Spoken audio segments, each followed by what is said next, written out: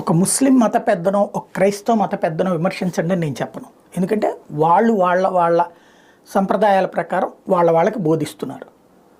వాళ్ళ జోలికి పోవడానికి భయమేసినటువంటి మూర్ఖులు మాత్రం హిందూ అంశాలకు సంబంధించి మాత్రం రెచ్చిపోయి మాట్లాడుతూ ఉంటారు, ట్రోల్ చేస్తూ ఉంటారు. వాళ్ళదైతే కనుక పీకలు కోస్తారు, ఇక్కడైతే కనుక పూజిస్తారు, మేధావులుగా గుర్తిస్తారు. జగ్గి వాసుదేవ్ ఎప్పుడన్నా వైద్యం తప్పుడుదనినో వైద్య విధానం వృధానినో శాస్త్ర సాంకేతిక పరిజ్ఞానం దండగన్నాడా?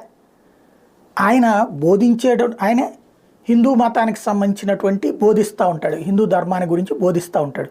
ఆయన మీద ఆరోపణలు కూడా ఉన్నాయి. గతంలో ఏదో ఈషా ఫౌండేషన్లో